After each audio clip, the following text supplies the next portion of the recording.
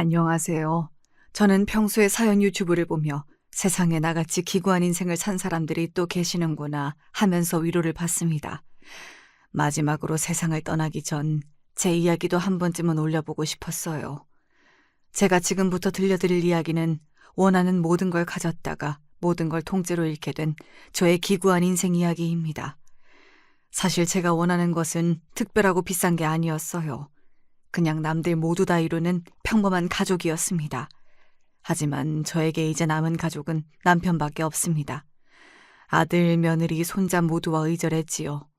대체 무슨 일이 있었길래 제 가족이 산산조각 난 것일까요? 지금부터 천천히 제가 겪은 일들을 다 말씀드릴게요. 저에겐 아들이 한 명 있어요. 한 명 낳고 더 낳을까 생각도 했지만 당시에 하고 있는 일이 너무 바빠서 자식들에게 많은 사랑을 줄 시간이 없다 생각해서 한 명만 낳기로 남편과 이야기를 끝냈습니다.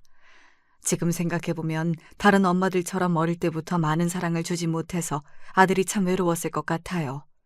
그때 형제라도 만들어줬어야 하는데 참 후회되네요.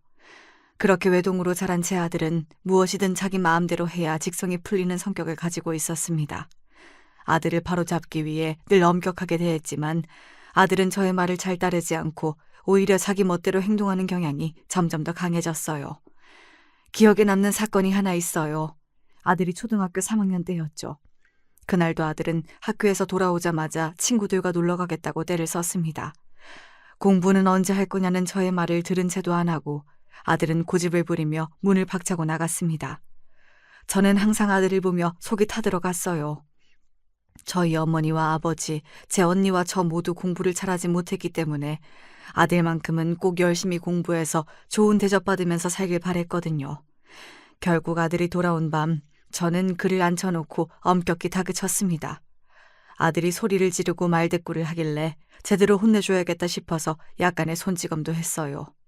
하지만 아들은 그 일 이후로 저를 더 미워하기 시작했고 제 말을 늘 귀로 듣고 한 귀로 흘리며 저를 무시했습니다. 아들이 중학교 때도 모자 간의 정이 심하게 깨진 일이 있었어요. 아들이 무리하게 용돈을 요구해서 안 된다고 했더니 이제 공부를 할 거라고 문제집을 여러 개 산다는 말을 하더군요. 저는 기뻐하며 그 말을 믿고 돈을 주었습니다. 하지만 나중에 알고 보니 저를 속이고 그 돈으로 게임기를 산 거예요. 저는 그때도 남편과 식당 일을 하며 주말도 없이 바쁘게 살고 있었기 때문에 아들의 이런 철없는 행동에 정말 화가 났습니다. 내가 이렇게 열심히 돈을 벌어 너를 키우는데 네가 이런 식으로 돈을 쓰는 게 말이 되니? 왜 정신을 못 차려? 내 말 안 들을 거면 나가서 살아! 아들을 겁주기 위해 한 말이었는데 아들은 오히려 눈을 부라리며 저에게 대들었습니다. 그건 엄마가 힘든 거지 제가 힘든 게 아니잖아요. 저도 좀 제 마음대로 하고 살고 싶다고요. 나가라면 못 나갈 줄 알아요? 지금 나갈 테니까 찾지 마세요. 저는 이 말도 화가 나서 그냥 한 말인 줄 알았는데 아들은 정말 그 말을 실행으로 옮겨버렸습니다. 곧장 짐을 싸서 집을 나가버리더군요. 제가 주말 동안 아들 친구에게 전부 전화를 돌려서 3일 만에 겨우 찾긴 했지만 이 일 이후로 저는 아들이 자기중심적이고 세상 물정도 모르는 충동적인 아이라고 생각하게 되었습니다. 이 일 이후로 아들이 집을 나가는 일이 잦아졌어요. 한 번은 정말 제 아들이지만 너무 힘들어서 제가 집을 나가고 싶을 정도로 아들에게 실망한 일이 있었습니다. 바로 아들이 유서를 써놓고 집을 또 나간 것이었습니다. 저는 너무 놀라서 울고불고 난리를 치며 경찰에 전화를 했고 온 동네를 샅샅이 뒤지느라 하루 종일 밥도 못 먹었습니다. 아들과 닮은 사람이 지나가면 미친 듯이 쫓아가다가 무릎이 다 까져 피가 나기도 했어요. 그렇게 아들을 겨우 마주했는데 아들은 사색이 되어 온몸에 땀이 젖은 저를 보고도 미안한 기색 하나 없이 저에게 말하더군요. 왜 왔어요? 근데 이왕 왔으니까 돈이나 주고 가시던가요. 여러분이 그때 제 아들의 표정을 봤다면 정말 깜짝 놀라셨을 거예요. 그 표정은 자식이 부모를 향해 보여줄 수 있는 정도의 표정이 아니었어요. 뭐랄까, 저는 돈 주는 식모처럼 생각하는 듯 하더군요. 저를 벌레 보는 듯한 눈빛으로 바라보는 아들을 보며 저는 정말 마음이 찢어지는 것 같았어요. 심각성을 느끼고 지금이라도 아들에게 더 많은 사랑을 줘서 관계를 개선해 나가야겠다고 생각했습니다. 하지만 어떻게 해야 할지 몰랐어요. 저도 엄마는 처음이었으니까요. 아들을 키우는 건 식당 일보다 힘들더군요. 그래도 제 나름대로 아들과의 관계를 개선해 나갈 방법을 찾았는데 지금 생각해보면 저의 행동들이 아들을 더 이기적으로 만든 것 같아요. 저와 남편은 아들이 유서를 쓰고 가출한 날 이후로 아들이 또 집을 나갈까봐 걱정되어 늘 아들의 기분에 최대한 맞추었습니다. 먹는 것도 아들이 먹고 싶은 것 위주로 먹고 아들이 버릇없게 대해도 그냥 참았습니다. 그리고 공부를 할 때마다 보상으로 돈을 주었어요. 아들이 아니면 도저히 공부를 하지 않고 자기 하고 싶은 것만 하려고 하기 때문에 어쩔 수 없었습니다. 아들이 원하는 것을 모두 맞춰주자 더 이상 집을 나가지 않았고 저와 싸우는 일도 없어졌어요. 하지만 이런 저의 행동 때문인지 아들에겐 항상 나만 있었고 우리라는 개념은 없었습니다. 그래도 아들이 성인이 되어 군대를 다녀오면서 점점 철이 드는 것 같았어요. 알바를 해서 어버이날 용돈을 주기도 하고 착실하게 직장도 들어갔죠. 어릴 때와 똑같이 변하지 않은 점이 있다면 가끔씩 큰 돈을 저에게 요구한다는 것이었습니다. 취업을 하고 나서도 앞으로 출퇴근을 차로 해야겠다며 저에게 비싼 벤츠를 사달라고 했어요. 버는 돈에 비해 너무 씀씀이가 크다고 생각해서 더 작은 차를 사주겠다고 했더니 저에게 심한 말을 하더군요. 이래서 부모를 잘 만나야 한다니까요. 차도 하나 못 사줄 거면서 저를 왜 낳았어요? 벤츠 정도는 있어야 안 쪽팔리게 회사 다닐 거 아니에요. 엄만 저한테 맨날 빨리 결혼하라면서 요즘 벤츠 없는 남자를 여자들이 거들떠보기나 할 것 같아요? 하여튼 저 결혼 못하면 다 엄마 책임인 줄 아세요. 저는 아들의 이 말을 듣고 정말 요즘 아가씨들이 우리 아들을 안 좋아하진 않을까 걱정하며 결국 아들의 설득에 넘어가 벤츠를 사주고 말았습니다. 그때는 아들이 도박을 하는 것도 아니고 그 나이 때 애들이 다 사고 싶어하는 차를 사려고 돈을 달라는 것이었기 때문에 괜찮지 않을까 그저 안일하게 생각했어요. 물론 이렇게 아들이 심한 말을 하면 늘 원하는 것을 들어줬던 저의 행동이 나중에 저와 아들의 관계를 파국으로 만들지 않았을까 지금은 생각합니다. 사실 아들에게 늘 빨리 결혼했으면 좋겠다, 손주를 보고 싶다는 이야기를 했었어요. 제가 아들을 키우는 것이 정말 힘들었기 때문에 내심 아들이 부모가 되면 저의 마음을 이해할 수 있지 않을까 하는 기대를 품고 있었습니다. 그리고 주변 친구들이 동창회에서 손주 사진을 보여주며 손주 자랑을 할 때마다 제 마음속에는 부러움이 커져만 갔어요. 늘 어서 빨리 손주를 안아보고 싶다는 생각을 하였죠. 그러던 어느 날 아들이 결혼을 하겠다고 이야기했습니다. 늘 바래왔던 순간이었기에 너무 기뻤고 오랜만에 가슴이 참 빠르게 뛰더라고요. 제가 아들에게 벤츠를 사주고 3년이 지나지 않았었기 때문에 그때는 큰 돈이 나갔지만 결국 아들이 원하는 것을 해주길 잘했다는 생각이 들었습니다. 아들에게 집으로 며느리를 데리고 오라고 했는데 아들이 전혀 예상치 못한 소리를 하더군요. 지금 며느리가 외국에 있기 때문에 상견례를 해야 한국에 다시 올 수 있다고 했습니다. 맙소사, 외국인 며느리라니. 대체 아들이 어떻게 외국인 며느리를 만났는지 저는 도통 이해가 되지 않았습니다. 그래서 아들에게 어떻게 만났는지 자세히 물어보니 얼마 전 혼자 여행을 갔을 때 저녁에 바에서 만났고 이후 매일 영상통화를 하며 사랑을 유지해왔다고 하더라고요. 요즘 애들은 인터넷이 발달해서 서로 떨어져 있어도 연애를 할 수 있다고 듣긴 했는데 막상 제 아들이 그런 상황이라고 하니까 신기하기도 하고 걱정도 됐습니다. 실제로 만난 횟수는 얼마 안 될 것이라 생각해 결혼은 좀 이르지 않냐고 물었는데 아들은 저에게 이 정도로 결혼하고 싶은 여자는 없었다고 엄마는 결혼을 서두르라고 할 땐 언제고 왜 딴소리를 하냐며 화를 내려 하더군요. 물론 멀리 떨어져 있는 외국인 며느리라니 걱정이 되긴 했지만 아들과 옛날처럼 사이가 멀어지진 않을까, 아들이 결혼하겠다는 마음이 바뀌진 않을까 생각이 들어 얼른 상견례 날짜를 잡자고 했습니다. 이후 상견례 전날이 되자 저는 사돈을 뵙게 되면 어떤 말을 드려야 할까 종이에 써보며 수백 번 연습했습니다. 그렇게 긴장하며 겨우 잠에 들었고 상견례 날이 되어 며느리를 보자마자 정말 깜짝 놀랐습니다. 듣도 보도 못한 상견례였어요. 제가 도착한 상견례 자리에는 아무도 없고 젊은 외국인 아가씨만 앉아 있었습니다.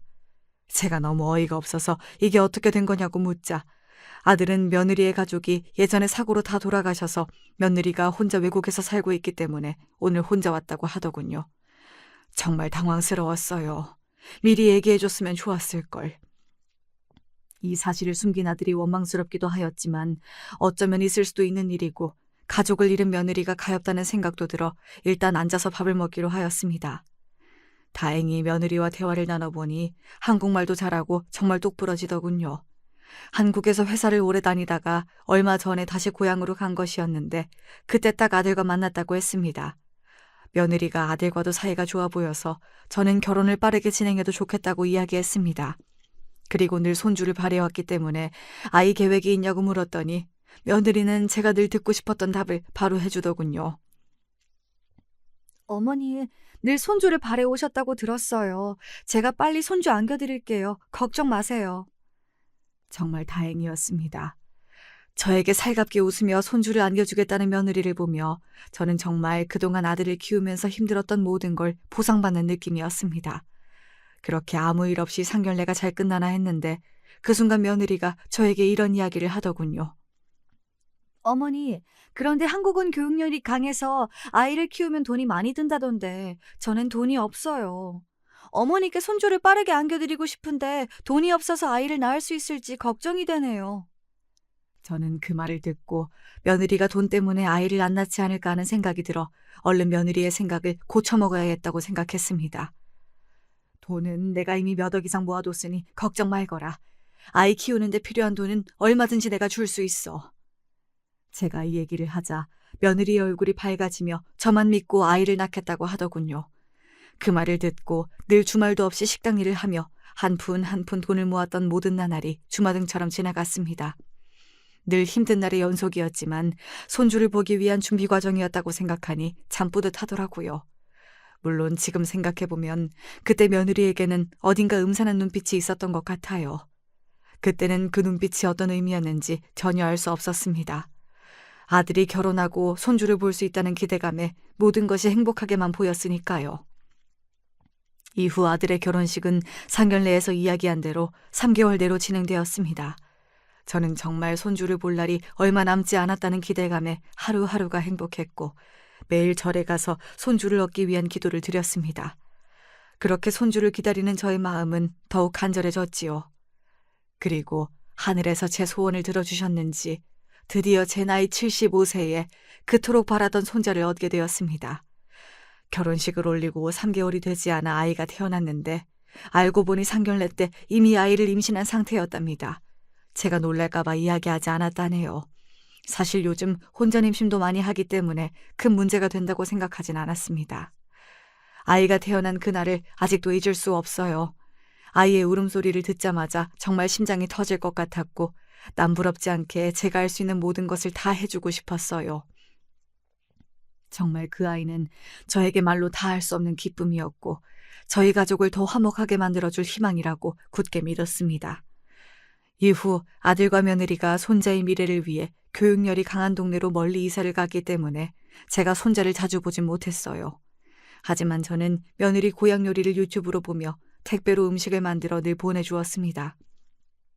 하루는 손자가 너무 보고 싶기도 하고 아들과 며느리를 깜짝 놀래켜주고 싶다는 생각이 들었어요.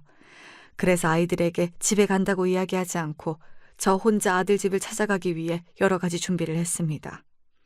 먼저 손자와 며느리의 선물을 샀습니다. 엄마와 아들이 커플로 입을 수 있는 귀여운 옷을 사두었어요. 아기 옷이 요즘 꽤 비싸더라고요. 하지만 그 옷을 보며 손주가 얼마나 귀여울지 상상하니 그 돈이 전혀 아깝지 않았습니다. 며느리에게 잘 보이고 싶은 마음에 옷장에서 제일 비싼 좋은 옷을 골라 입고 정성껏 반찬도 만들어서 아들 집으로 향했습니다.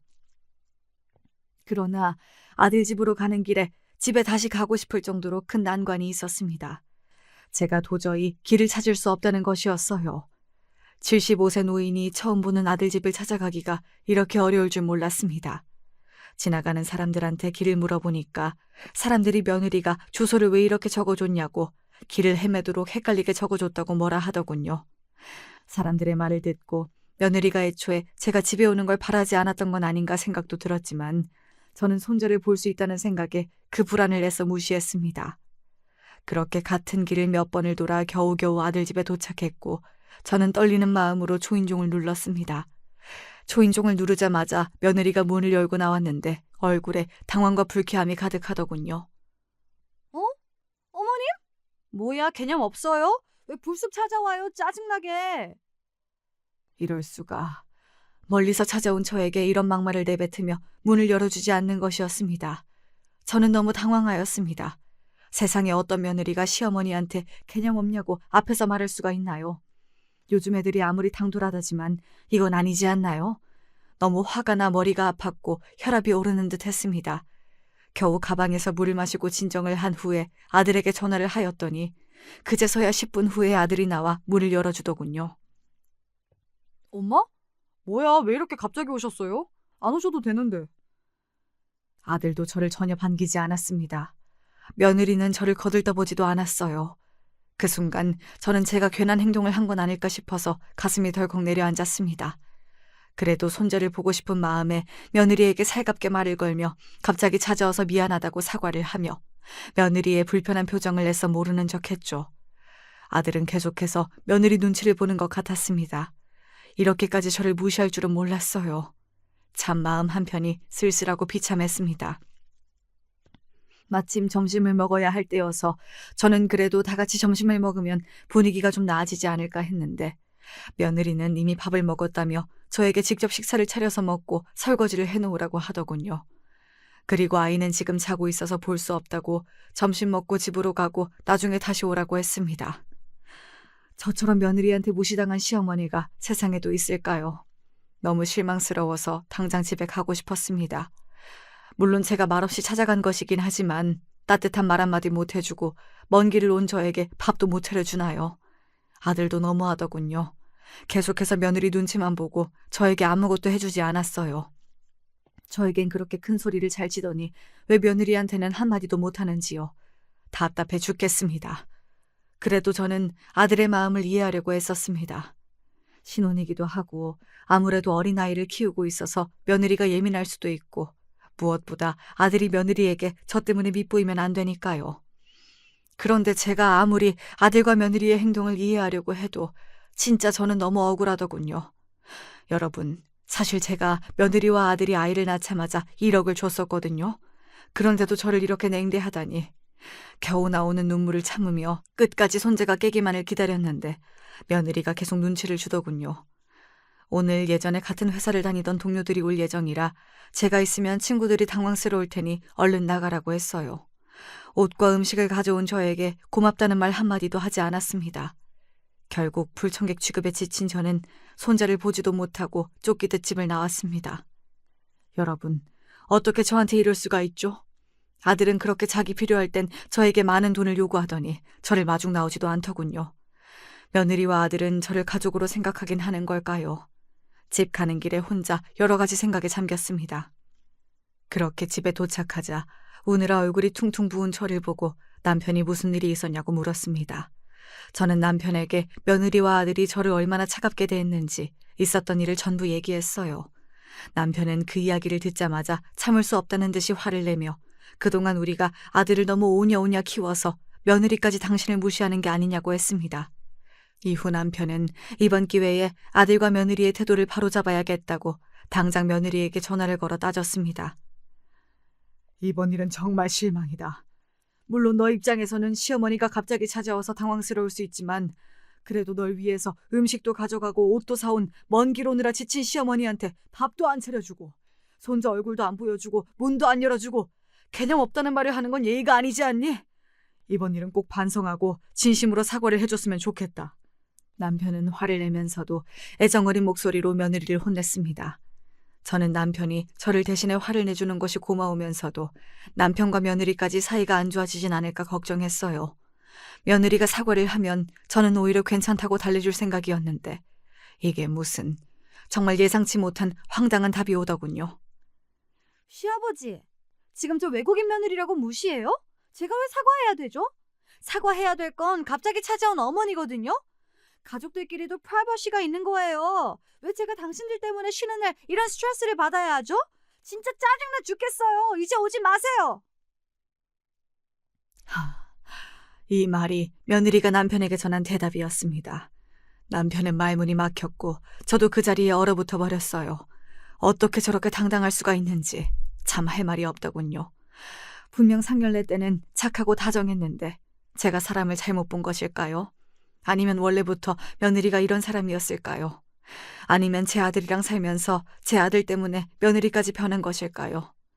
결국 며느리와 말이 통하지 않는다 생각한 남편은 이후 전화를 끊고 아들에게 다시 전화를 했습니다. 하지만 아들도 마찬가지로 저희의 입장을 이해하지 못했어요. 오히려 아들은 며느리의 말에 동조하며 우리를 몰아붙였습니다. 두 분 다 왜 이런 쓸데없는 일로 자꾸 문제를 만들어요? 그러니까 누가 갑자기 찾아오래요? 결혼했으면 저 좀 그만 귀찮게 하세요, 진짜. 정말 아들이나 며느리나 말이 통하는 사람이 없네요. 기가 막혀서 말도 안 나옵니다. 저는 아들의 말을 듣고 아들이 어릴 적 철없던 모습이 떠올랐어요. 그래도 크면서 좀 철이 드는 듯 했는데 이런 상황이 오니까 예전 모습 그대로더군요. 결국 저와 남편은 아들과 며느리에게 되려 사과를 하고 말았습니다. 괜히 이 일로 가족 간의 사이가 틀어질까 봐 겁나기도 했고 어차피 말이 안 통하길래 그냥 서둘러 전화를 끊고 싶었어요.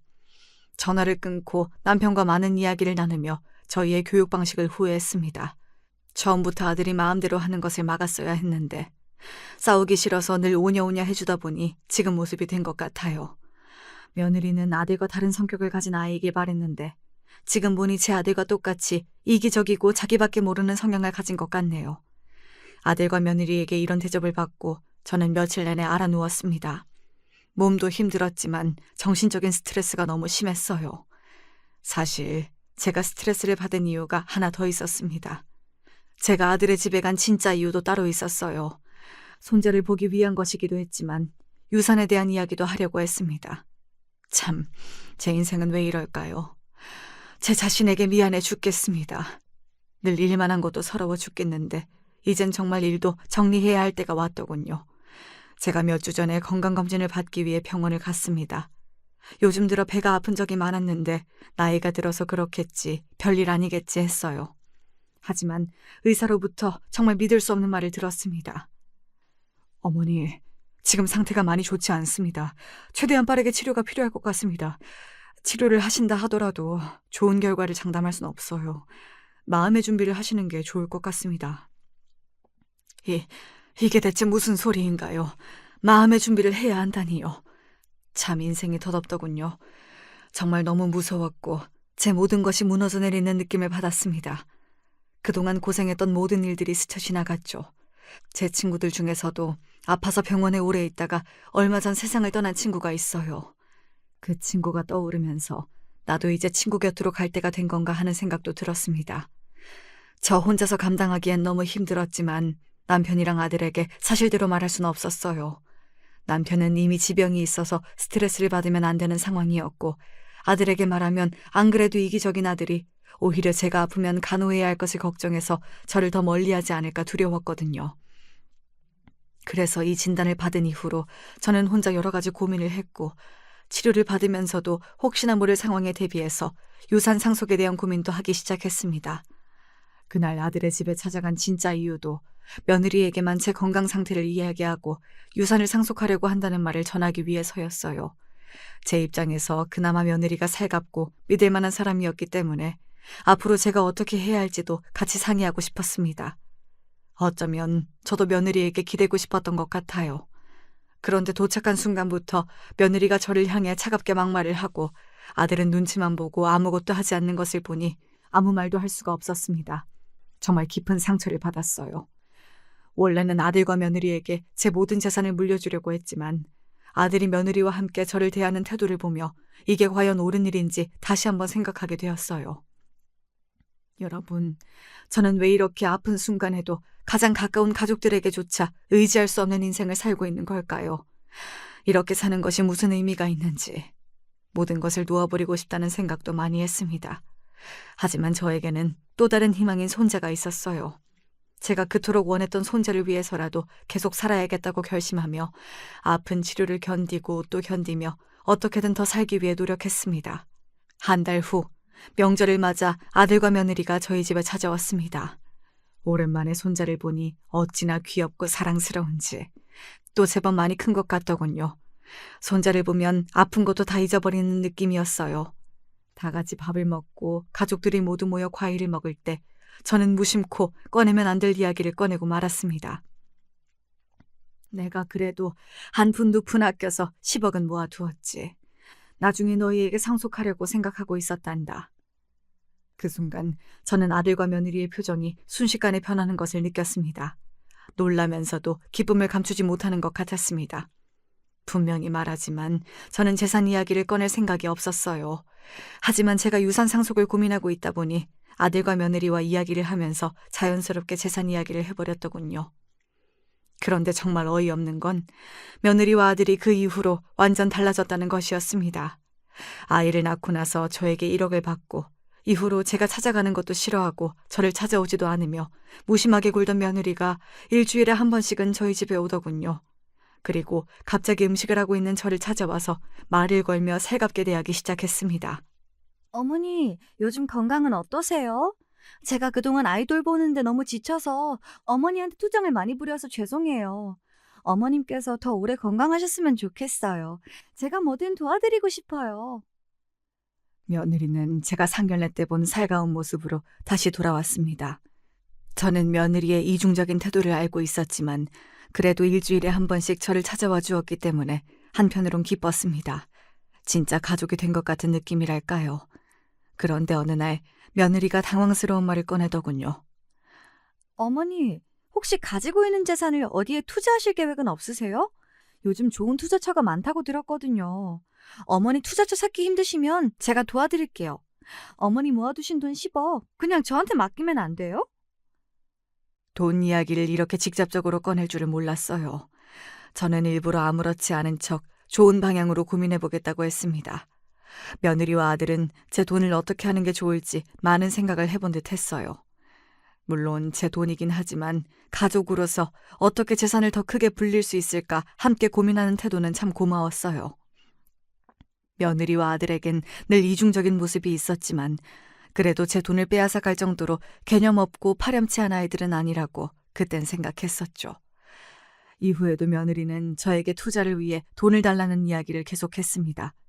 하지만 혹시 모를 위험이 부담스러워서 늘 거절했고 그때마다 며느리는 서운해했지만 받아들이는 것 같았어요. 그런데 어느 날 며느리는 저에게 돈을 주면 아들과의 관계도 회복시켜주겠다고 했습니다. 그 말에 혹했지만 저는 돈으로 거래할 일은 아닌 것 같아서 마음만 잘 받겠다고 이야기했어요. 그런데 정말 신기한 건 그날 이후 아들이 완전히 변했다는 것이었습니다. 엄마, 오늘은 어디 불편한 데 없어요? 필요하신 것 있으면 말씀만 하세요. 제가 다 준비해드릴게요. 저도 앞으로 어머니한테 더 잘할게요. 아들이 갑자기 살가워졌고 예전과 달리 저에게 자주 안부를 물었습니다. 저는 아들의 변화한 모습이 정말 기뻤고 며느리에게 고마웠어요. 하지만 한편으로는 걱정이 되더군요. 그동안 그렇게 나를 무시하던 애들이 왜 이렇게 변한 걸까라는 생각이 계속 맴돌았습니다. 하지만 저는 더 깊이 생각하지 않기로 했어요. 스트레스 받아봤자 몸이 아픈 저한테 좋을 것도 없고 가족 간의 사랑이 깊어지는 과정이라고 믿고 싶었거든요. 그땐 미처 몰랐습니다. 며느리와 아들의 갑작스러운 변화가 어떤 계략이 시작이었는지 말입니다. 둘의 가식적인 웃음 뒤에 숨겨진 서늘한 진심을 마주치고 저는 그야말로 경악했습니다. 한 번은 며느리와 아들이 여행을 가서 제가 손자를 봐주고 있었어요. 갑자기 아이가 열이 올라 급하게 응급실을 찾았죠.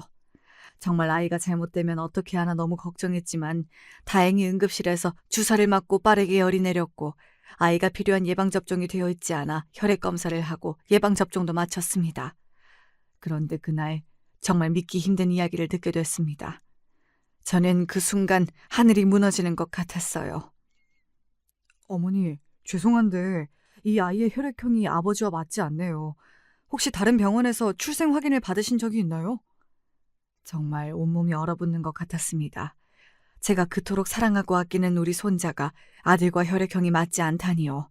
저는 검사가 잘못된 것 같다고 이 아이는 우리 아들의 아이가 분명하다고 몇 번이나 말했지만 의사는 차분하게 한 번 더 이야기했습니다. 어머님, 예외적인 경우도 있긴 하지만 혈액형이 맞지 않다면 친자관계가 아닐 가능성이 있습니다.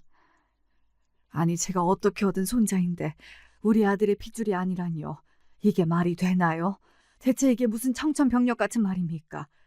병원을 다녀온 후 의사 선생님의 말이 계속해서 제 머릿속을 맴돌았고 저를 괴롭혔습니다. 결국 저는 아들과 며느리 몰래 유전자 검사를 해보기로 결심했어요. 그 누구에게도 말하지 않고 조심스럽게 검사에 필요한 머리카락을 가져왔습니다. 솔직히 마음속으로는 아니겠지, 설마 그럴 리가 없겠지라고 계속 생각했지만 설마 하는 불안감을 떨칠 순 없었어요. 그리고 며칠 후 검사 결과를 받았을 때 저는 그 자리에서 그대로 주저앉아 버렸습니다. 대체 왜 저만 이런 시련을 겪어야 하는 걸까요? 제가 받은 종이에는 그토록 사랑하던 제 손자가 제 아들과는 아무런 혈연 관계가 없다고 적혀 있었어요. 저는 이 사실을 도저히 받아들일 수가 없었고 어떻게 된 것인지 고민하며 분노했습니다. 당장 이 사실을 밝히고 며느리한테 따지고 싶었어요. 하지만 아들에게 말할 수는 없었습니다. 아들이 그 진실을 알게 되면 얼마나 큰 상처를 받을지 너무나도 뻔했기 때문이죠. 다음 날 저는 며느리를 찾아갔고 이게 어떻게 된 일인지 물었습니다. 그랬더니 며느리의 답이 참 뻔뻔하더군요. 어머님, 제가 아드님을 만나기 전에 사실 딴 사람의 아이를 가졌었어요. 그 애는 그걸 알면서도 저와 결혼을 선택한 거예요. 어머님한테는 죄송하지만 저랑 남편은 모두 이 사실을 알고 있어요. 근데 이제 와서 이 얘기를 왜 꺼내요? 어차피 저희는 결혼했고 잘 살고 있잖아요. 요즘 입양도 많이 하니까 어머니도 그냥 진짜 손자다 생각하고 늘 했던 것처럼 잘 대해주세요. 그럼 문제 없어요. 이 말을 들었을 때 정말 말이 안 나오더군요. 그 순간의 충격이 아직도 생생하게 기억납니다. 아들이 알고 있다는 것도 놀라운데 저에게 죄송하다는 말 한마디 하지 않는 며느리의 뻔뻔한 모습이 참 소름 돋더군요. 그날 이후 손자를 볼 때마다 이상한 기분이 들었어요. 아들과 며느리가 저를 찾아올 때도 예전만큼 반갑지 않았습니다.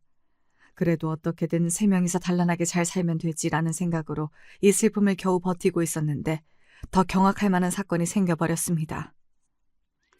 어느 날 우연히 며느리가 저희 집에서 통화하는 것을 엿듣게 되었어요.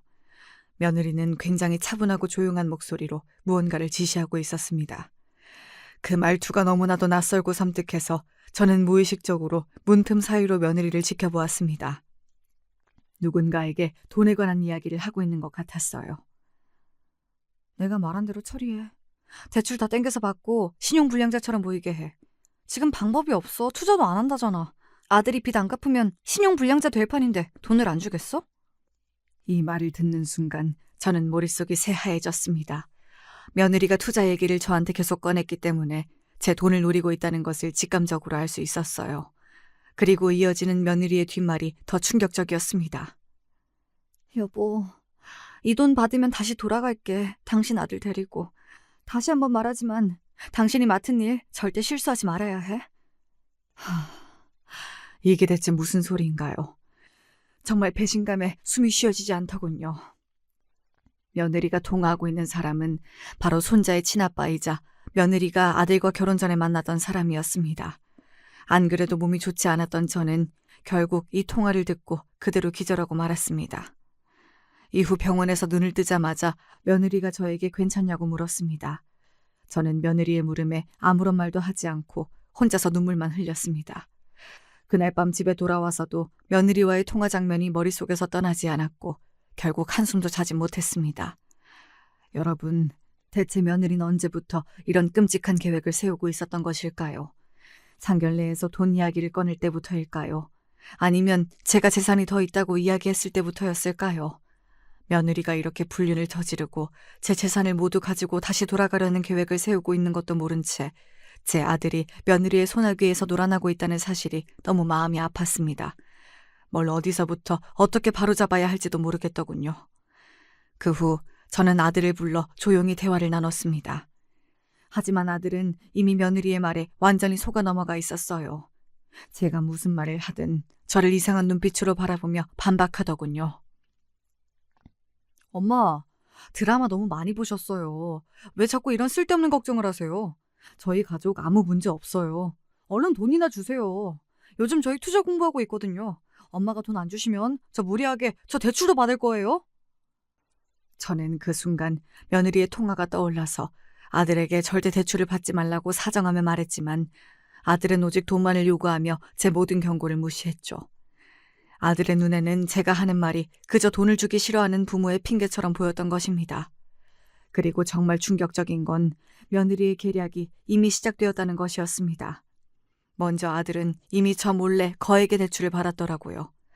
하늘이 무너지는 것 같았습니다.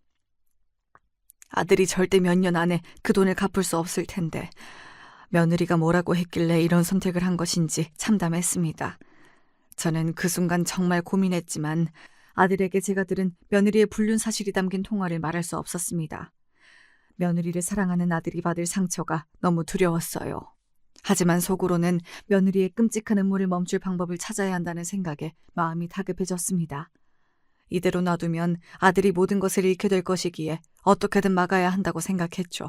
제가 할 수 있는 모든 방법을 동원해서라도 아들을 지키고 싶었어요.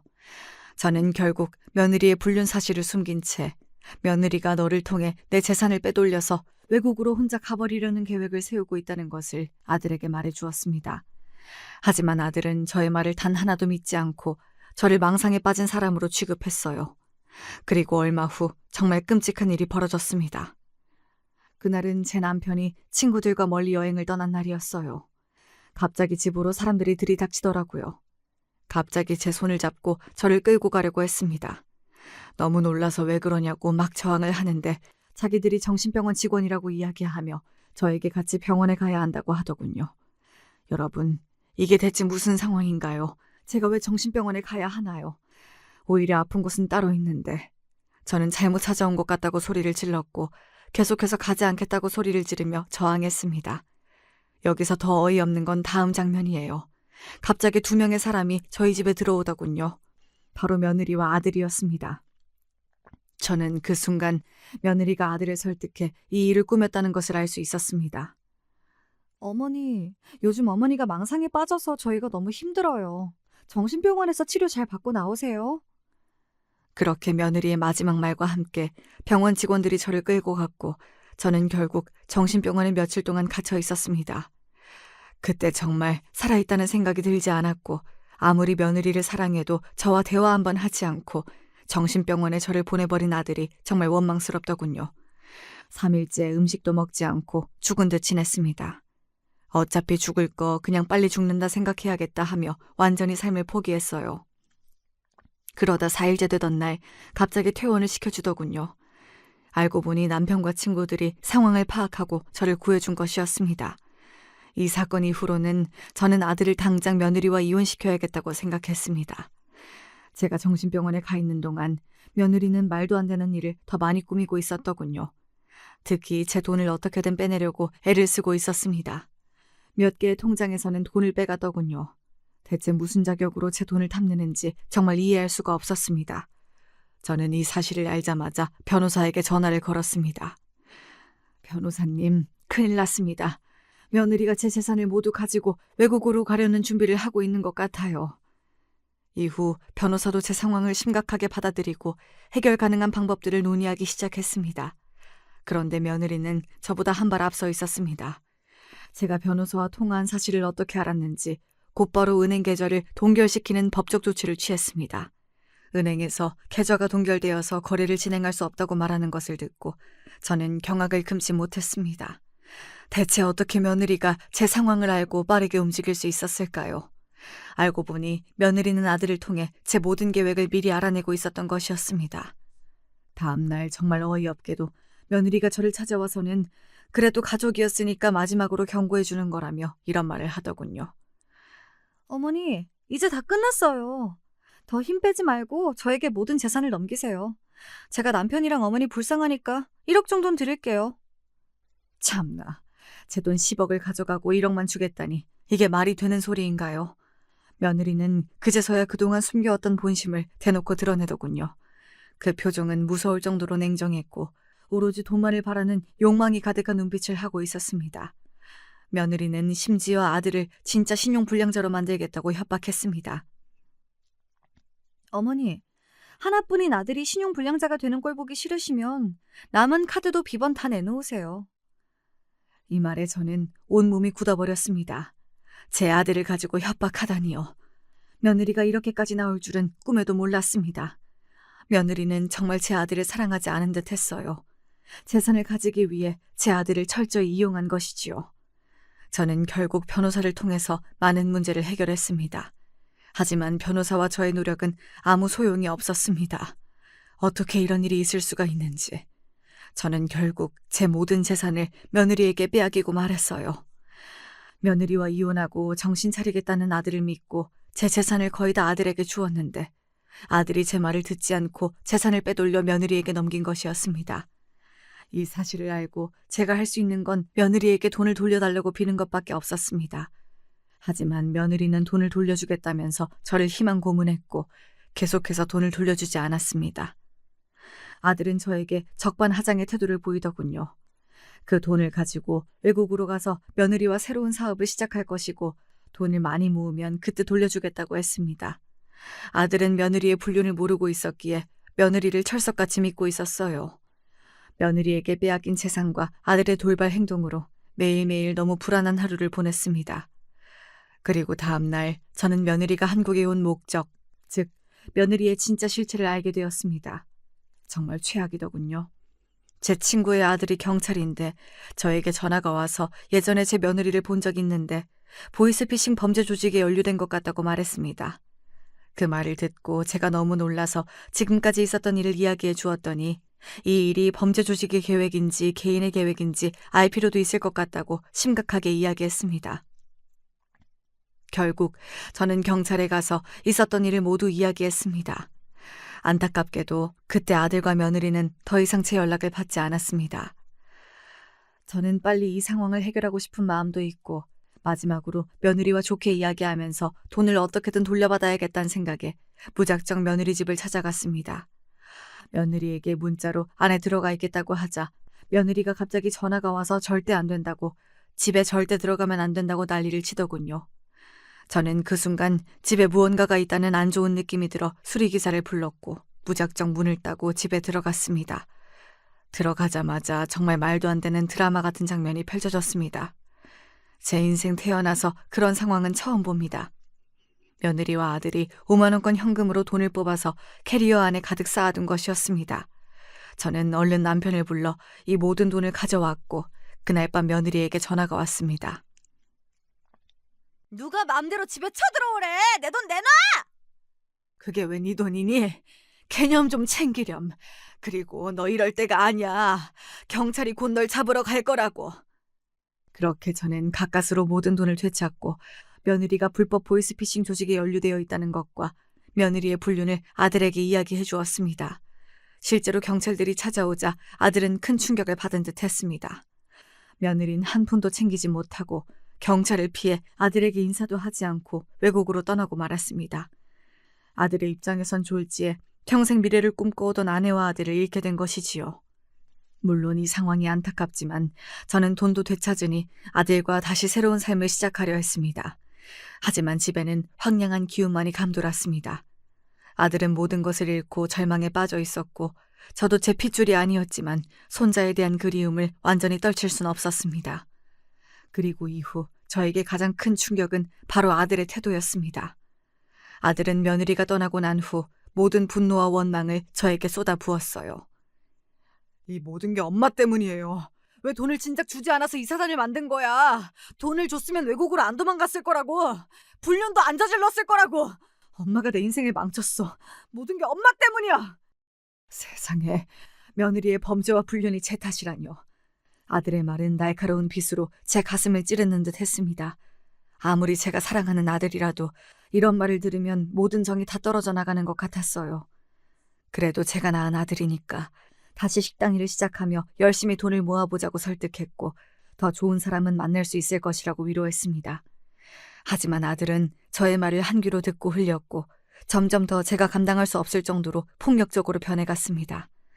아들은 처음에는 언성만 높이다가 나중에는 가구를 부수고 물건을 던지며 저를 향해 폭력을 행사했습니다. 사춘기 때도 이런 모습을 보인 적이 없었는지라 저는 두려움에 떨며 아무 말도 하지 못했습니다. 결국 저와 남편은 아들을 감당할 수 없다는 판단을 내렸고 정신병원에 잠시 보내서 치료받게 하기로 결정하였습니다. 이후 병원에서 온 직원들이 아들을 데려가는 날 아들은 저를 향해 마지막으로 소리를 질렀습니다. 다시 한번 말하지만 엄마가 날 이렇게 만든 거야. 이 세상에서 사라져버려! 아들의 비명을 들으며 저는 내가 아이를 이렇게 만들었나 후회와 자책이 밀려왔습니다. 하지만 제가 할 수 있는 다른 선택이 없었어요. 그리고 아들에게 끝내 제가 아픈 것을 이야기하지 못했습니다. 안 그래도 정신적으로 온전하지 못한 아들이 더 힘들어지지 않을까 걱정되었기 때문이죠. 시간이 지나고 아들이 병원에서 퇴원하는 날이었어요. 아들이 좋아하는 음식을 해두었고 앞으로 아들과의 관계를 회복하며 열심히 살아야겠다고 다짐했습니다. 하지만 아들의 생각은 저와 많이 달랐습니다. 엄마, 마지막으로 부를게요. 이제 저한테 엄마는 없어요. 잘 지내세요. 이 말을 끝으로 아들은 자취를 감춰버렸습니다. 아들은 병원에 있는 동안 저를 많이 원망한 모양입니다. 저는 아들과 모든 것이 끝났다는 생각에 주저앉아 하염없이 눈물을 흘렸습니다. 그렇게 저는 며느리와 아들, 손자와 단란한 가족을 꿈꿨지만 결국 아들도 며느리도 손자도 모두 잃어버렸습니다. 대체 일이 어쩌다 이렇게 꼬인 걸까요? 제 재산이 문제였을까요? 제가 모든 재산을 아이들에게 미리 줬다면 둘이 잘 살았을까요? 여러 생각이 들었지만 돌이킬 수 있는 건 아무것도 없네요. 이 글을 쓰는 지금 저는 남편과 여행을 준비하고 있습니다. 더 이상 저에게 남은 것이 없으니 제가 모아둔 돈 쓰면서 남은 인생 마무리하려고 합니다. 몸이 아파서 멀리 갈 순 없을 것 같아요. 지금까지 제 기구한 인생 이야기 들어주셔서 감사합니다. 여러분은 꼭 가족들과 행복한 일상 보내면서 건강하게 오래오래 사시길 바랍니다.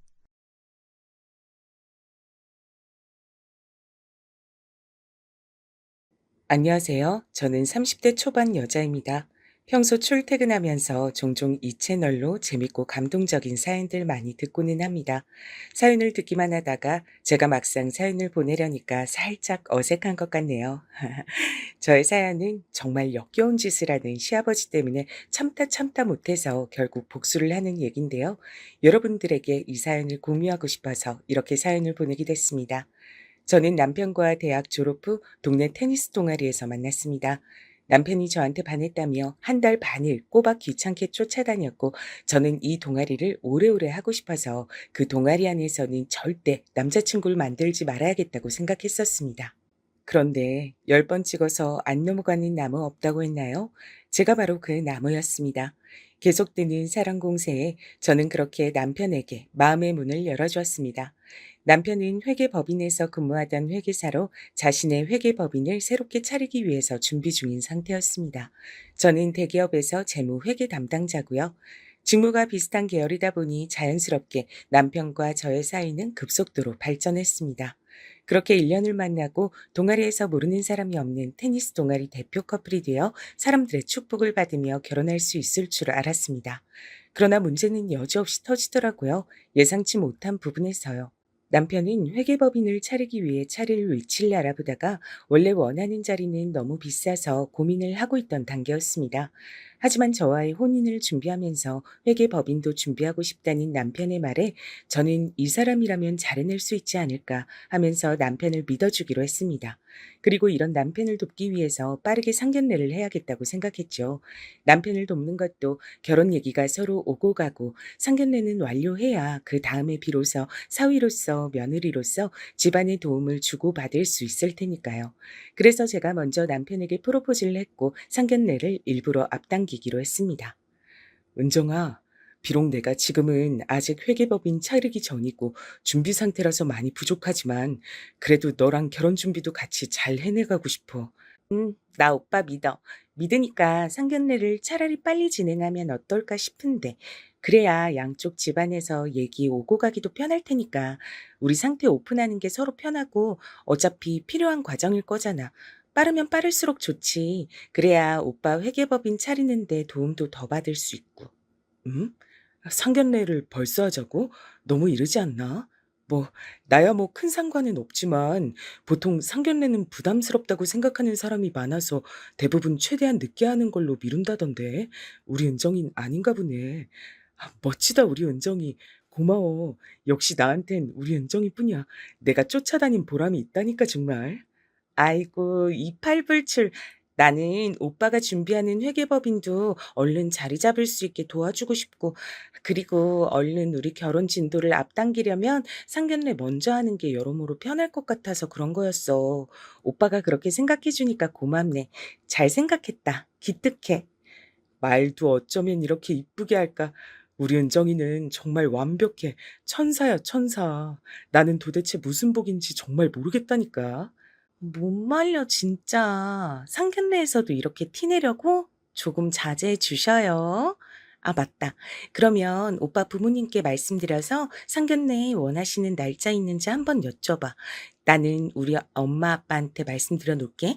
엄마랑 아빠도 엄청 기뻐하실 것 같아. 그럼 당연하지. 내가 부모님한테 당장 말씀드려서 날짜 잡아볼게. 고마워, 은정아. 뭐야, 맨날 고맙대. 사랑한다고 해줘야지. 사랑해. 집에 벌써 다 왔네. 우리 은정이랑 헤어지기 싫다. 이제 곧 같이 살 거니까 지금은 조금 참아야겠지? 그러게. 벌써 집에 도착해버렸네. 나도 오빠랑 있으면 시간이 너무 빨리 가는 것 같아. 항상 아쉽다니까. 그래도 오빠 말대로 우리 곧 같이 살 거니까 오늘은 참아 봅시다. 나 이제 슬슬 집에 들어가 볼게. 내일 만나. 조심히 들어가. 가는 거 보고 출발할게. 사랑해. 테니스 동아리 사람들이 혀를 내두를 정도로 우리는 어느새 닭살 커플이 되어갔고, 저도 1년 동안 남편을 만나오면서 이렇게 저와 잘 맞는 사람, 같이 있을 때, 같이 놀 때 제일 재밌는 사람을 다시 만나기 어렵겠다는 생각이 들었습니다. 그래서 제가 먼저 프로포즈를 해야겠다는 결심도 그때 바로 했죠. 쉬운 결정은 아니었지만 후회는 없었습니다. 상견례로 남편의 부모님을 만나 뵙기 전까진 말이죠. 저와 남편은 평소 아주 사소한 거라도 서로 이야기하는 스타일이어서 이미 서로의 부모님이 어떤 일을 하시는지, 대략 얼마나 버시는지도 알고 있는 상태였습니다. 저희 아빠는 경찰이셨거든요. 경찰 공무원으로 오래 근무하셨고 여전히 현직에 계시다 보니 그걸 남편은 참 멋지다고 해줬고요. 그리고 상견례에 앞서 그런 정보들을 미리 서로의 부모님께서 궁금해하실 거라고 생각했고, 가감없이 부모님들께 꼭 미리 말하고 오라고 남편에게 얘기했습니다. 상견례 자리에서 불편할 수도 있는 대화들이 오간다면 분위기도 분위기고 돌이킬 수 없다는 이야기를 다른 이미 결혼한 선후배들한테 여러 차례 들었기 때문입니다. 조심해서 나쁠 건 없는 거니까요.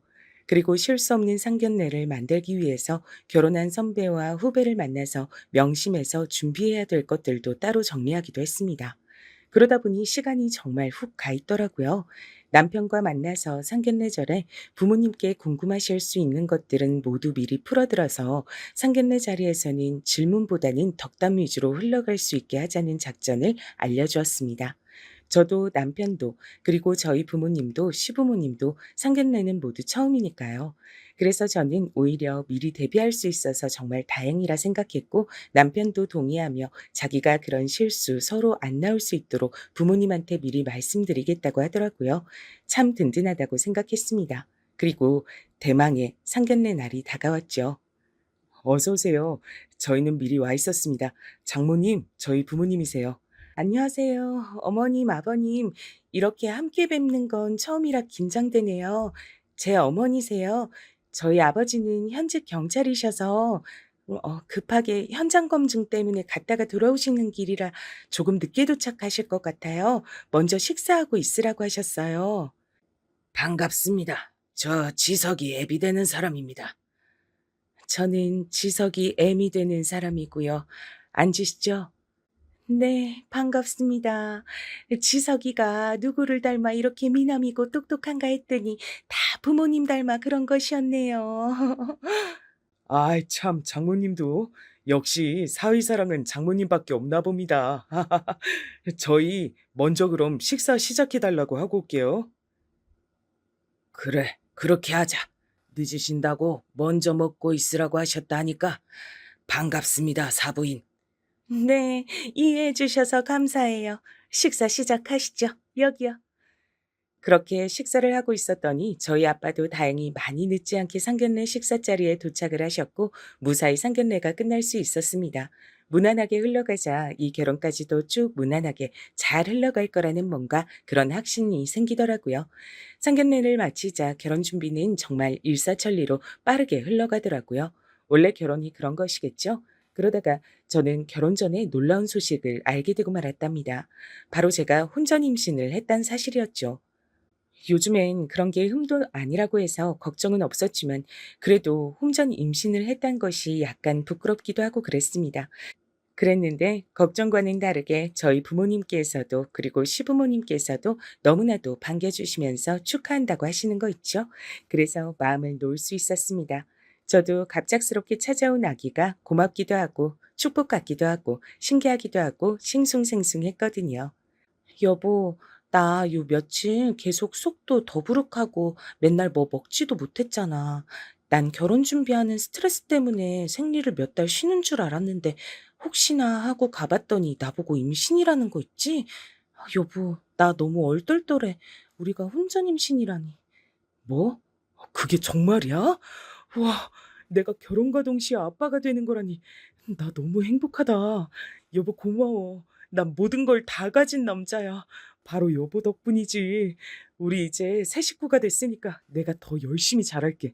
사랑해. 고마워. 이 소식을 얼른 장모님, 장인어른께 알려드려야지. 우리 부모님께도 내가 말씀드릴게. 으이구, 그렇게 좋아? 정말 못 말린다니까.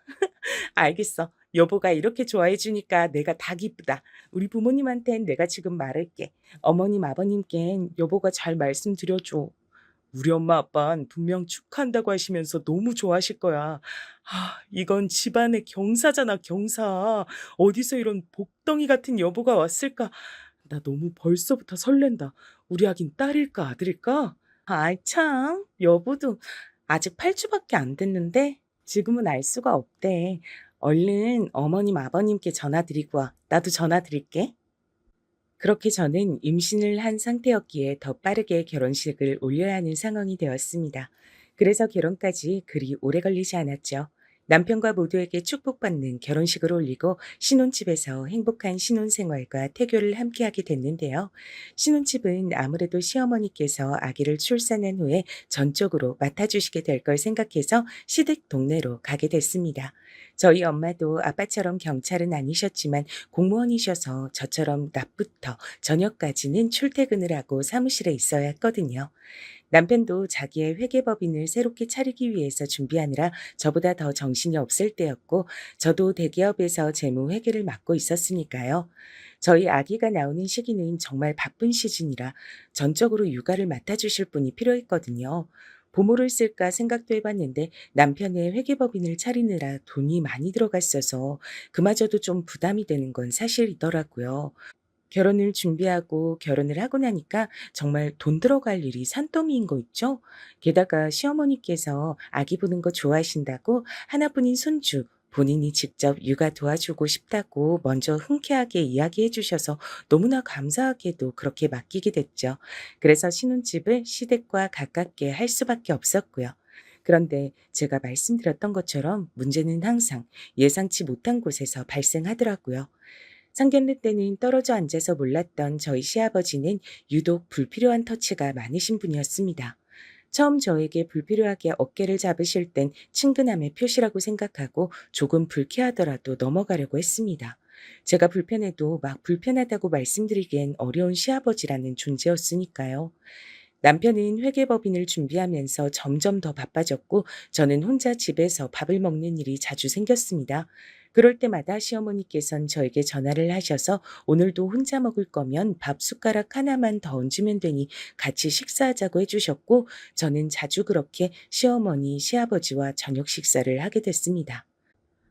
예, 새아가 오늘도 저녁 혼자 먹니? 요즘 우리 지석이가 회계법입 차린다고 너무 바빠서 정신이 없어가지고 우리 새아가를 이렇게 혼자 독수공방하게 만들었네. 내가 대신 미안해. 우리 집 늘 새밥하니까 숟가락만 하나 더 얹으면 되거든. 거리도 가까운데 우리 집 와서 저녁 먹고 가라. 응? 아, 어머님, 저 괜찮아요. 정말 괜찮은데, 제가 가서 밥 해주시는 거 얻어먹고 그러면 너무 염치도 면목도 없을 것 같아서요. 제가 알아서 챙겨 먹을게요. 마음만 받을게요. 감사해요. 신경 써주셔서요. 우리 손주 세상에 나오면 앞으로 내가 잘 챙겨줄 건데 미리 예행 연습한다고 생각하고 편하게 우리 집에 저녁 때마다 와. 나는 맨날 하는 거라 괜찮다니까.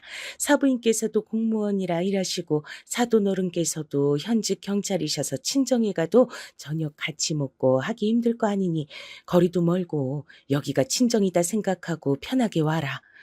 어머님, 그렇게까지 말씀해 주실 줄 몰랐어요. 너무 감동이네요. 네, 그럼 어머님께서 그렇게까지 말씀해 주시는데 제가 안 갈 수 없죠. 갈게요. 지금 가면 될까요? 그래, 잘 생각했어. 지금 오면 된다. 우리 집 비밀번호 알지? 치고 들어와. 시어머니는 너무 좋은 분이셔서 마음 놓고 저녁 식사를 하러 가게 됐지만 그런데 문제는 여기서 발생합니다. 시아버지께선 굳이 시어머니가 아닌 제 옆에 앉으시면서도 반찬도 놔주시고 어깨도 쓰다듬으시고 한 번은 제 허벅지에까지 손을 대시더라고요. 저는 너무 놀라 그 자리에서 벌떡 일어섰지만 시어머니 앞에서 차마 시아버지가 제 허벅지에 손을 대서 일어났다고 말을 할 수는 없는 일이었습니다. 시아버지의 표정을 보니 아주 음흉하고 만족스러운 표정을 짓고 있더라고요. 정말 소름이 끼쳤습니다. 그런 일을 겪고 나자 시아버지의 터치가 저는 너무 불편하고 불쾌하게 느껴졌고 저는 결국 외식을 한다고 둘러대거나 남편에게 뭐로도 밥은 집에 와서 먹고 다시 회사로 가라고 하면서 그렇게 시아버지를 피해왔습니다. 그러다가 시댁에서 지내는 제삿날이 됐습니다. 저는 음식하는 것을 돕기 위해 시댁에 와 있었죠. 시아버지는 하루 쉬는 날이라면서 하필 집에 계셨고요. 저는 속으로 시아버지가 제 곁으로 다가오지 않으시기만을 바라면서 잔뜩 경계를 하고 있었습니다. 그러다가 시어머니께서 제사 음식을 할 재료 중 몇 가지가 빠졌다면서 시장에 가서 금방 사오시겠다고 하시는 겁니다. 그래서 제가 다녀오겠다고 했더니 홀몸도 아닌데 쉬고 있으라고 배려해 주시더라고요. 저는 마음은 당장이라도 달려나가서 시어머니와 같이 장을 보고 오고 싶었지만 그렇게 배려해 주시는데 굳이 따라 나서는 것도 예의가 아니라고 생각해서 잠시 쉬고 있으라는 시어머니 말씀대로 작은 방에 들어가서 쉬고 있었습니다. 그때였습니다. 시아버지가 제가 누워있는 작은 방으로 슬그머니 오시더니 제 몸을 야릇한 시선으로 바라보시는 겁니다. 그리고 제 귀를 의심할 만한 말을 뱉으셨죠. 아, 역시 우리 며느리 테니스 하던 몸이라 탱탱해. 아주 그냥 만지고 싶다니까. 정말 참기가 힘들구만. 네? 뭐라고요? 아버님, 작은 방까지 오셔서 굳이 제 몸을 훔쳐보시고 그런 말씀을 하시는 건 정말 이해가 되지 않네요. 정말 불쾌합니다. 저한테 사과하세요. 정말 소름이 끼친다고요. 가까이 오지 마세요. 어차피 우리 이쁜이도 내가 싫은 게 아니잖아. 그니까 지금까지 내가 만지는 거에 아무 말도 안 한 거 아니야. 다 알아. 지금까지 가만히 있다가 갑자기 왜 급발진을 해? 어? 편하게 누워있어. 난 우리 이쁜이 감상 좀 할 테니까. 나가주세요. 이렇게 아버님께서 절 쳐다보고 계시는데 어떻게 제가 마음 편히 누워서 쉬고 있겠어요? 어머님 보시기에 미안하지도 않으신가요? 어떻게 며느리인 저한테 이러실 수가 있으세요? 저 참다 얘기한 거라고요. 그러자 알겠다면서 잠시 베란다로 가서 담배를 찾아 물면서 다시 제가 있는 방으로 시아버지가 오시더라고요. 그러면서 제가 임산부인 것을 뻔히 아시면서도 제 얼굴에 담배 연기를 내뿜으면서 이렇게 짓거리는 게 아니겠어요? 정말 역겨워서 더 이상은 못 참겠더라고요. 우리 이쁜이도 곧 내 여자 될 거야. 내 아들 여자면 내 여자이기도 하지. 어차피 내 아들이지만 지석이가 젊은 것 빼곤 나보다 나을 게 뭐야.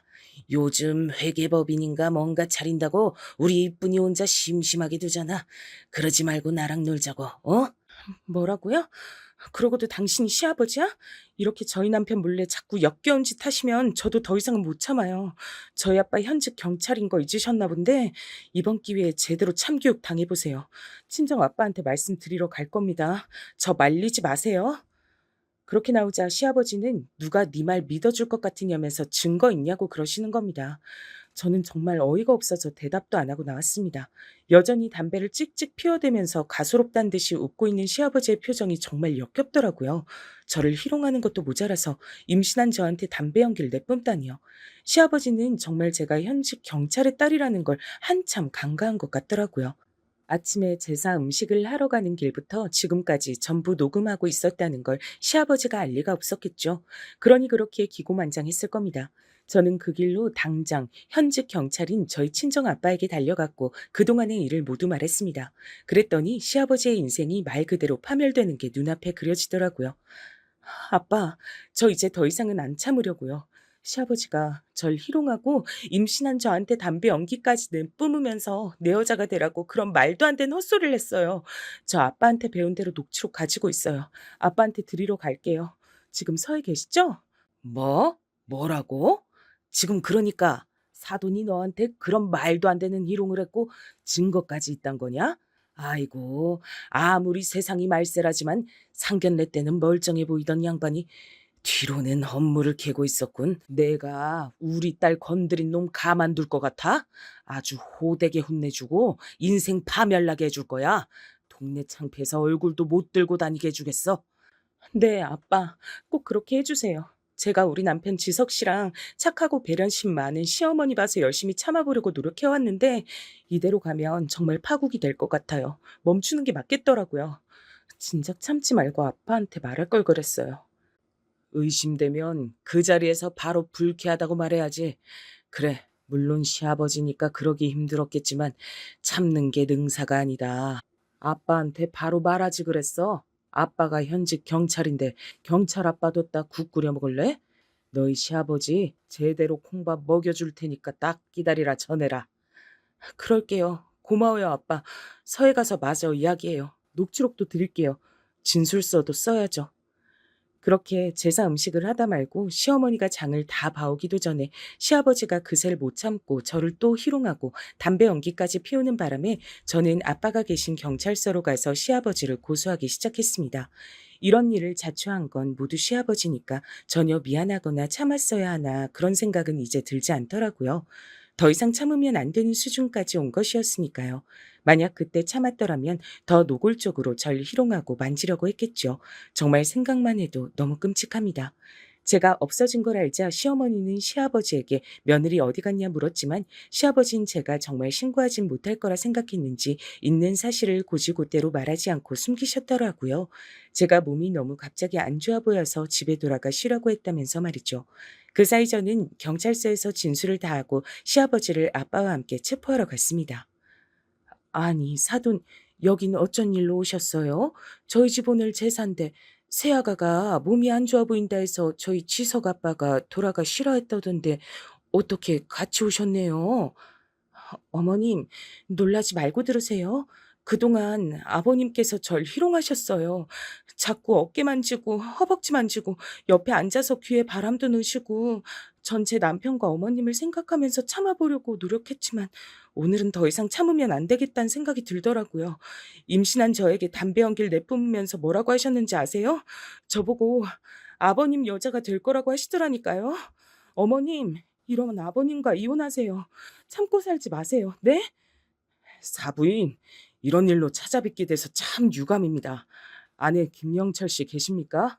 그놈이 제 딸을 그동안 희롱하고 담배 연기까지 뿜었단 걸 이미 경찰서에서 다 조사하고 왔습니다. 제 딸이 신고했고 제가 접수해서 김영철 씨를 친히 체포하러 온 거거든요. 뭔 소란이야? 뭔데 그래? 사돈, 너 결국 네 아빠 끌고 온 거냐? 그 별것도 아닌 것 같고 이런 소란을 불러일으키고 말이야. 그 창피하지도 않냐? 증거 있어? 증거도 없으면서 무슨 생사람을 잡아? 이런 개새끼 입 다물어. 지금 네 모가지 꺾어버리고 싶은 거 겨우 참고 있으니까 이 변태 새끼야.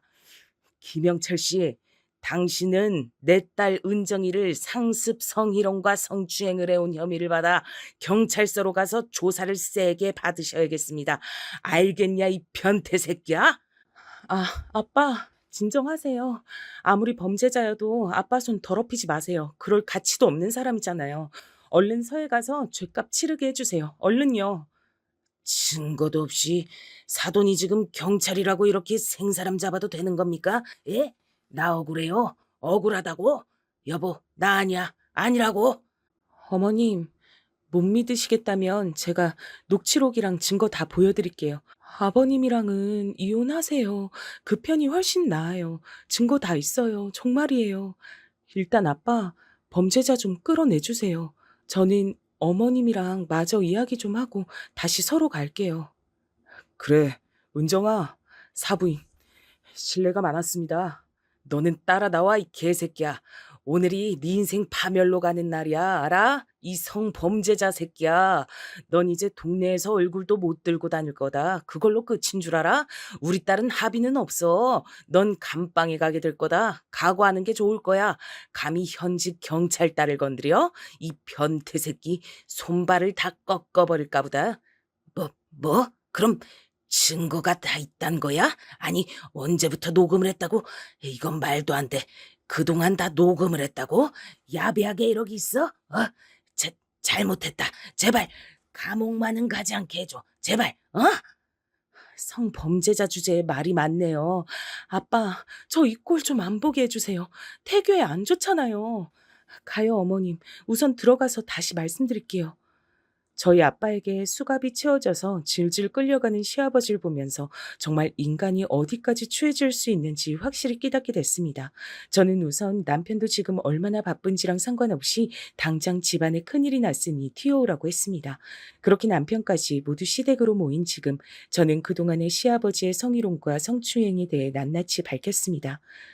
그동안 남편이랑 어머님께선 상상도 못하셨겠지만 아버님께선 저한테 계속 성희롱과 성추행을 해오셨어요. 증거도 있고요. 들으시면 충격받으실까봐 듣는 건 하지 않으시길 추천드려요. 아버님께선 저에게 늘 이런 식이었어요. 어머님께서 저한테 식사하러 오라고 해주셨잖아요. 제가 혼자 먹는 거 마음에 걸리셔서 그러신 거겠죠. 저도 좋은 마음으로 갔고요. 죄송해요. 진정이 안 되네요. 이게 다 정말 사실이야? 내 귀를 의심하게 되는데 점점. 엄마도 아무 말 안 하시고 분위기를 보면 정말 사실 같은데 우리 아빠가 대체 왜 며느리인 여보한테 그런 짓을. 여보 말이 다 사실이면 여보 잘못 아니니까 침착하고 천천히 말해봐. 난 아까 이미 새아가한테 대충 들었다. 사실 너희 아빤 못된 손버릇이 좀 있었어. 내 친구들한테도 그런 짓을 하는 바람에 내 친구들이랑도 나는 연을 끊고 살았단다. 근데 잠잠해졌다 생각했어. 내가 모르는 사이에 그런 줄도 모르고 아마 내가 집에 있을 때 회사에 가서 다른 여직원들을 성희롱하고 성추행했겠지. 그래도 아무리 그래도 지석이 아빠니까 그래서 나도 버텨왔던 거다. 근데 며느리까지 건드리다니 이건 사람 새끼도 아니잖아. 어머님, 아버님이 그런 사람인 거 이미 알고 계셨군요. 어쩐지 제가 아빠랑 같이 와서 자초지종을 이야기하고 아버님을 성범죄자 취급하면서 데리고 나갈 때 아무 말도 안 하시더니 짚히는 게 있으셔서 그러신 거였군요. 어머님, 왜 참고 사셨어요? 왜? 엄마, 그게 사실이야? 우리 아빠가 그런 여자의 발정나서 미친 짓을 하는 사람이라고? 그래서 엄마 친구들 건드린 것도 모자라서 이제 내 아내까지 건드리려다 걸린 거고? 그걸 왜 숨기고 살아? 왜? 여보, 어머님도 나한테까지 이러시는 줄은 모르셨어. 아버님께서 나한테 한 건 성희롱, 성추행에 해당돼. 내가 시댁에 같이 저녁 식사를 하러 갈 때마다 굳이 내 옆에 앉으셔선 내 어깨 만지고 허벅지 만지고 옆에 앉아서 귀에 바람도 넣으시고 난 여보랑 어머님을 생각하면서 참는 게 더 이상은 안 된다는 생각이 들었어. 임신한 나한테 담배 연기를 내뿜으면서 아버님 여자가 될 거라고 하시더라고. 여기서 내가 더 어떻게 참겠어. 나 정말 힘들었어, 여보. 그리고 어머님, 이런 아버님과 이혼하세요. 더는 참고 살지 마세요. 이렇게 파렴치한 인간이 내 아버지라니 너무 끔찍해. 다 거짓말이면 좋겠다. 차라리 전부 말이야. 이건 말이 안 되잖아. 그동안 평범하게 회사 다니시는 줄로만 알았지 이런 나쁜 버릇이 있는 줄이야. 지석이는 아무 잘못 없다. 지금 봐서 알겠지만 지석인 정말 아무것도 모르고 살았어. 나도 지석 아빠가 계속 그 버릇 못 고치고 있는 줄 알았으면 널 그렇게 자주 저녁 식사하러 오라고 하지도 않고 조심시켰을 거다. 정말 미안하다. 이건 모두 다 내 불찰이야. 아니에요, 어머님. 이제라도 알았으니 바로 잡으면 되죠. 저희 아빠 현직 경찰이시잖아요. 정말 아주 개 박살을 내고 계실 거예요. 실형을 살게 되실 거고요. 제가 절대로 합의를 해주지 않을 생각이거든요. 그니까 어머님, 이 동네 떠나서 저희랑 같이 이사해요. 네? 그래. 절대 합의해주지 마. 그런 인간은 내 아버지도 아니야. 감방에 가서 10년, 아니 20년, 평생 늙어 죽을 때까지 나오지 말고 깜빵에서 죽었으면 좋겠으니까. 여보가 그동안 마음고생 많았네. 난 그것도 모르고 바보같이 회계법인에서만 미쳐가지고. 여보 탓 아니야. 범죄자가 나쁜 거지. 난 어머님이랑 이 동네 뜨고 싶어. 여보, 범죄자인 시아버지가 구속되고 나면 어머님도 여기서 사시는 거 절대 편하지 않으실 거야. 알잖아. 우리나라 얼마나 소문이 빠르고 찔긴지. 그러자. 그래. 그게 좋겠다. 고마워. 그리고 미안해. 그동안 몰라봐줘서. 내가 너무 당신한테 너무 소홀했던 것 같다. 다신 안 그럴게. 아니야, 여보. 난 여보 상황 충분히 이해하는 걸. 내가 참은 거야. 우리 가족 평화 위해서. 근데 참을 수 없는 선을 아무렇지 않게 넘으시려는 아버님을 보고 이제 더 이상 참지 않기로 한 것뿐이야. 진작 왜 말하지 않았나. 오히려 후회된다니까. 이렇게 속 시원하고 후련한 걸. 어머님께서도 이혼하시고 새 인생 사실 수 있게 도와드리고 싶어. 어머님이 무슨 죄야, 안 그래? 그렇게 얘기해주니 정말 고맙구나. 내가 손주 나오면 정말 애지중지하면서 잘 키우도록 할게. 이사는 너희 편한 곳으로 알아봐라. 난 걸어서 갈 수 있는 거리로만 구해주면 돼. 이 집 빼고 나 혼자 살 거니까 큰 집도 필요 없다. 이 집 팔고 남는 돈은 너희 써라.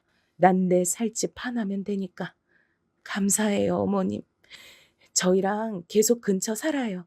어머님도 새 인생 사셔야죠. 정말 감사해요. 솔직하게 다 말씀해 주셔서요. 앞으로도 잘해봐요. 우리가 잘못한 건 아무것도 없잖아. 엄마, 여보, 나는 오늘 일 절대로 못 잊을 것 같아.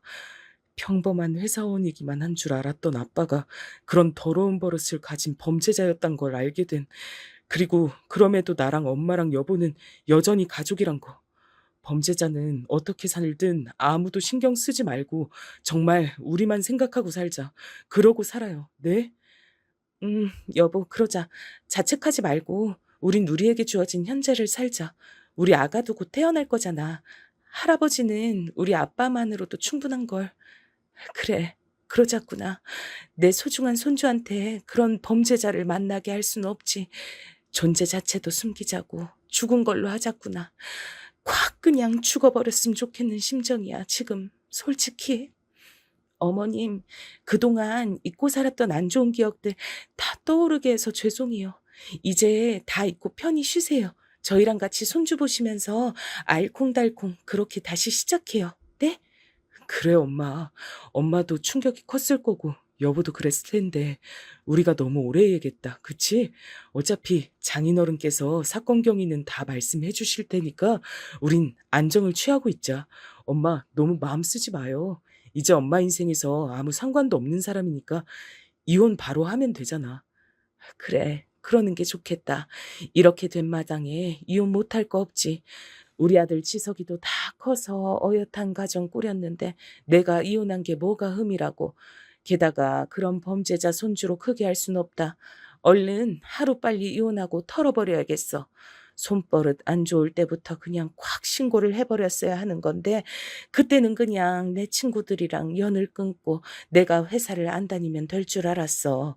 근데 그런 더러운 욕망엔 끝이 없었던 거구나. 이럴 때 우리 사돈이 현직 경찰이라는 게 참 다행이다. 이런 일이 사실 그냥 가족끼리면 원만히 합의 보라고 하는 곳도 있을 거거든. 요즘 세상인데도 말이야. 그런데 현직 경찰로 사돈께서 든든히 지키고 계시니까 나도 추가 진술을 하는 게 그인가 죄값 치르는 게 도움이 되지 않을까 싶네. 어머님 괜찮으시겠어요? 죗값이야 더 과중되겠지만 어머님께서 내키지 않으시면 굳이 나서지 않으셔도 돼요. 충분히 죗값 치르게 할게요. 하지만 어머님께서 그 인간한테 제대로 죗값 치르게 하고 싶어서 그러시는 거라면 진술하시는 거 찬성이에요. 맞아, 엄마. 괜히 무리하지 말고. 엄만 지금도 충분히 힘들 텐데. 아휴, 난 아들이란 놈이 우리 아빠가 이렇게 딴짓하고 돌아다니는 것도 모르고 내가 진짜 머저리다 머저리야. 자책하지 마라, 지서가. 넌 잘못이 없어. 새아가가 말한 대로 우리 모두 잘못은 없잖니. 잘못은 죄 저지른 그 인간이 했으니 죄값 달게 받아야지. 내가 알고 있는 건 하나도 빠짐없이 말해서 반드시 가중처벌 받게 만들 거다. 네, 어머님, 잘 생각하셨어요. 내일 날 밝자마자 저랑 같이 저희 아빠 경찰서로 같이 가요. 가서 아주 죄값 제대로 치를 수 있게 진술하고 오자고요. 세아가 말이 다 맞다. 그럼 우리 시간도 늦었는데 이제 자러 갈까? 난 들어가 볼 테니 너희 집 가서 편히 자렴. 내일 아침에 다시 만나자. 네, 어머님, 그럴게요. 안녕히 주무세요. 그렇게 다음 날이 밝자마자 저는 시댁으로 남편과 함께 달려갔습니다. 시어머니께선 평소처럼 부지런히 일어나셔서 저희와 같이 먹을 아침을 준비하고 계시더라고요. 시어머니께서 차려주신 맛있는 아침상을 든든히 먹고 아빠가 계신 경찰서로 향했습니다. 아빠는 저를 보자마자 그동안 고생 많았다면서 감방에 쳐넣는 건 문제도 아니라고 아주 의기양양하게 말씀해 주시더라고요. 역시 저희 아빠, 현직 경찰, 참 든든하죠? 제 뒤에서 시어머니가 뻘쭘하게 저와 아빠를 바라보고 계신 걸 눈치채셨는지 아빠는 시어머니한테 유감이라면서 말을 건네셨습니다. 그랬더니 시어머니께선 그동안 저희 남편에 대해서 말씀 안 드린 게 있다면서 가중처벌이라도 받을 수 있게 진술하고 싶다고 하셨고요. 그러자 아빠는 눈빛이 번쩍하면서 이쪽으로 모시겠다고 하고는 시어머니와 함께 진술서를 작성하시기 시작했습니다. 너무 감사합니다. 이런 용기를 내주셔서요. 이쪽으로 모실게요. 진술하시죠. 제가 꼭 용기 내주신 만큼 가중처벌 받을 수 있도록 최선을 다하겠습니다. 시어머니께서 저희 아빠랑 진술을 다 마치시고 나자 저와 남편은 시어머니를 다시 시댁으로 모셔다 드렸습니다. 그리고 바로 부동산에 알아보러 갔죠. 저와 제 남편이 회사 다니기 좋은 곳으로 그리고 시어머니가 근처에 살 수 있는 곳까지 두 채를 알아봐야 했으니까요. 다행히 저와 남편의 회사 중간쯤에 좋은 매물이 있어서 예약까지 걸어놨답니다. 아빠한테 전화가 와서 받아보니 아빠가 아무래도 저한테만 이러지 않을 것 같아서 안 그래도 시아버지를 잡아두고 시아버지 회사에 전화해서 물어보니 거기서 처음엔 쉬쉬하다가 경찰이라고 바른 대로 말하라고 거짓을 말하면 다 같이 깜빵에 쳐놓겠다고 으름장을 놨더니 그제서야 시아버지가 회사 여직원들을 성희롱하고 성추행한 걸로 계속 문제를 일으켜서 지금까지도 계속 승진이 밀리고 있었다는 것을 말해줬다는 겁니다. 역시 저의 예상이 아주 적중하는 순간이었죠. 막상 그게 사실이라고 듣자 너무 소름이 돋았지만요. 아빠께선 현직 경찰의 딸을 건드린 만큼 모든 걸 다 수사하고 걸고 넘어져서 어떻게든 감방에 오래 살게 하겠다고 인생 파멸되는 거 한순간이라고 하면서 걱정 말라고 해주시더라고요. 저는 너무 든든했습니다. 그리고 이 소식을 남편과 시어머니한테도 전했죠. 시어머니는 그 인간 그럴 줄 알았다면서 본인도 추가 진술하길 참 잘한 것 같다며 안도하셨습니다. 저는 이제 출산을 앞두고 있습니다. 이사도 곧 가게 되었고요. 시어머니와 남편은 그대로 제 곁에서 저와 제 아이를 지켜줄 겁니다. 그 사람들이 좋은 사람들이고 소중한 사람들이라는 건 변하지 않는 사실이니까요. 저희 친정엄마, 친정아빠도 제 뱃속의 아이를 간절히 기다리고 있는데요. 요즘처럼 행복한 때가 또 없는 것 같습니다. 물론 출산의 고통에 대해 찾아볼 땐 손발이 저릿할 정도로 공포가 몰려오긴 하지만요. 그래도 제 아가에게 범죄자 할아버지는 떼놓을 수 있어서 조금 더 안전하고 정의로운 세상에서 살 수 있도록 할 수 있어서 참 다행이란 생각을 합니다. 성추행, 성희롱 이런 건 절대 참지 마세요. 저도 이번 일을 통해 뼈저리게 깨달았거든요. 참으면 괜찮은 줄 안다는 걸요. 그 상대가 시아버지든 시할아버지든 깜빵에 가게 만들면 된다는 것을요. 저희 시어머니는 제 바람대로 시아버지와 바로 이혼을 해버리셨고 저희 신혼집 근처로 이사 준비를 하고 계십니다. 저의 긴 사연 끝까지 들어주셔서 감사합니다.